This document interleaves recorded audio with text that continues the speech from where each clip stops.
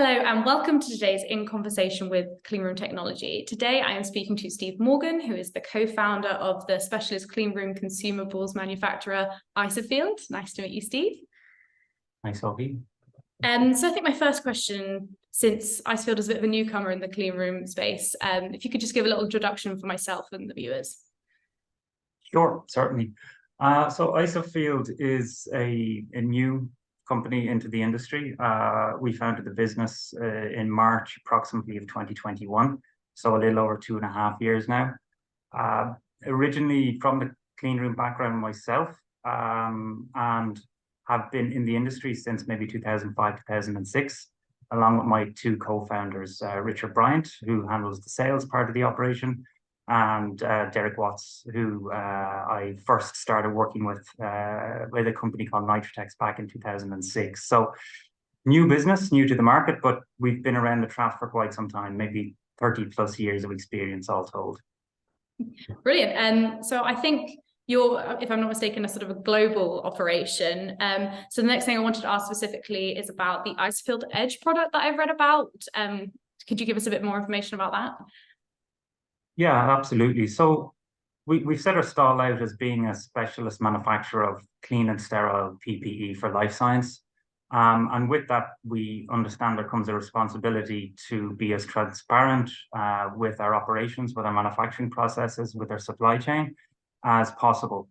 So the idea behind the competitive edge messaging was to share with our customers, channel partners, the importance of that transparency to us as a business and how it sets us apart. As you mentioned, we are small, but we're global. We have our manufacturing hub here in Malaysia, in Kuala Lumpur, just outside KL, where I'm based. I've been living here since 2009, so a little over 14 years now. And we have our processing and manufacturing capabilities here. From here, we manufacture the Isofield products, which are then shipped to Ireland, which, as you probably guessed from my accent, which is where I'm from originally, where we consolidate into the Isofield Ireland operation. From there, we distribute the product into our channel partners throughout Europe. And our channel partners, of course, work very, very closely as specialist life science distributors with end users, who in this case will be the industrial drug manufacturers, vaccine manufacturers, operations in regenerative medicine, etc. And when they bring products on board, it's very important for them to understand the supply chain integrity piece. The product is one part, but the supply chain, the quality, and the audit trail is equally important. So that's where we've kind of try and bundle that into the Isofield offering. One thing that is relatively unique about our business model is that all of our key functions are housed in Malaysia. So even though we have our main base in Europe for distribution and customer relationships, all of the elements that go into the product development, the forecasting, quality, regulatory affairs, production, that all takes place in Malaysia. So it allows us to have a very quick time to market, a lot of flexibility with how we approach new products, help with responding to, God forbid, complaints from customers. We can do that quite quickly, and allow the product to get into the warehouse and then into the end user. So we feel that gives us an edge, which ties up, I guess, with the messaging. And the name. And the name. I think most people agree that a reliable supply chain is it's like gold dust at the moment. And it sounds like you have a well-oiled machine. So I guess my next question would be, what is it that you're most proud of since founding the company? Well, I guess there's a few things, but I think the focus with which we kept to the mission. We purposely have under the Isofield logo the statement protecting life science.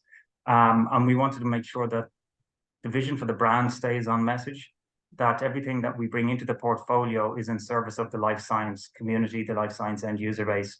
So that means for us, everything that falls into the grade A, grade B, or ISO class 5 environment for our end users. Like I said, we started like many startups during the beginning of COVID. March 21 wasn't the best time to start a business, but it was opportune for us. And the team here have just done a phenomenal job within that period of time, from March 21 till November December of 21, we got the facility, we got our 9001 licenses, we got our NEBB certifications for the clean rooms. We managed to launch and have approximately, I think, 11 PPE Cat 3 products on the market and being distributed into Europe. So that was very, very focused and was largely due to the fact that the guys kept on mission. They were laser focused. And of course, I mentioned I've got co-founders in the business, in particular, Richard Bryant, who's very, very active on the sales side. He brought on and onboarded at least 20 channel partners over that period as well. So, good product without great distribution doesn't go very far. So our distribution partners have been phenomenal, and Richard has been very, very busy onboarding those, and he's still doing it today. So again, that's what I'm probably proud of. There's a lot more to do, but in the last couple of years, I can say that. Yeah, well, it's a lot. But it seems like the pandemic, which has come up a couple of times, was a bit of a catalyst for sort of a lot of like your new ventures. What trends are you seeing now? We're in the sort of post-COVID era in the cleanroom PPE space. Has anything drawing your eye? Yeah, there's a few things. Obviously there was massive supply constraints from all corners of the supply chain during COVID. Based in Malaysia, as mentioned, or if not, just to update on the product side, we do manufacture the sterile cleanroom gloves, sterile cleanroom goggles, sterile cleanroom face masks, and coveralls. So it does fall into PPE, but it's specialized PPE for life science. And gaining access to that supply chain during COVID was incredibly problematic. When channel partners had the opportunity to load up on stock, they did so, obviously, because there were issues with allocation, and similarly end users did. So what we're seeing now that the destocking is starting to occur is that channel partners and distributors are rightly now operating on a stock JIT basis, so just in time, which means that we need to be a lot more flexible in terms of how you respond to that. Previously, it wouldn't be uncommon for distributors or channel partners to hold many months of stock in service of the end user. But now the expectation is that us as the manufacturer with a warehouse in Europe, that we're able to respond quickly to smaller orders, pallet quantities, mixed items, which we can thankfully do. So that has been a big thing. Proximity as well to your warehousing has been something that we've really noticed. It's very concerning for a lot of the end users and channel partners to be taking product directly from the Far East into warehouse in Europe.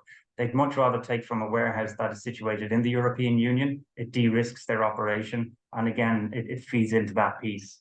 So I think they are probably a couple of the really important things that we saw as a trend post-COVID. That is really interesting. I suppose now we can sort of extrapolate that to sort of clean room consumables generally, sort of what's going on there. So I'm loath to mention EU GMP Annex 1. I don't know if you've heard of it. Oh, I might have done. Yeah, so that has been a huge driver for our portfolio. And again, getting back to the mission has kept us focused. It's everywhere. It's pervasive, and particularly relevant to us as a business is Section 9 in that, which relates to the personnel piece and how end users develop and implement their CCS, which is their contamination control strategy. So we're using that as a guidebook to inform the portfolio that we're putting onto the market. So it's almost like a cheat code for us. Even though we've got a lot of experience in the market, the great thing about Annex 1 is that it tells you what you should be doing as an end user, but it doesn't tell you how to do it per se. And that gives a lot of scope to specialist manufacturers like us to work with end users on products that will be fit for purpose. At the end of the day, our product is just a product, but what we need to sell is peace of mind, and we need to sell the mitigation of risk to the end user, because what they're doing is infinitely more important than what we're doing. Our product is supposed to serve their outcome, which is, better medicine, saving lives, and doing all of that important stuff. So Annex 1 is everywhere. For example, at a very simple level, things like eyewear now with our autoclavable goggles, the directive is that they shouldn't have direct ventilation. Products should be indirectly vented. Our goggles fulfill that purpose. Face masks, up until this point, there was loose language around sterility. Now the dictate is that sterile face masks should be validated for sterility. Our masks fulfill that requirement.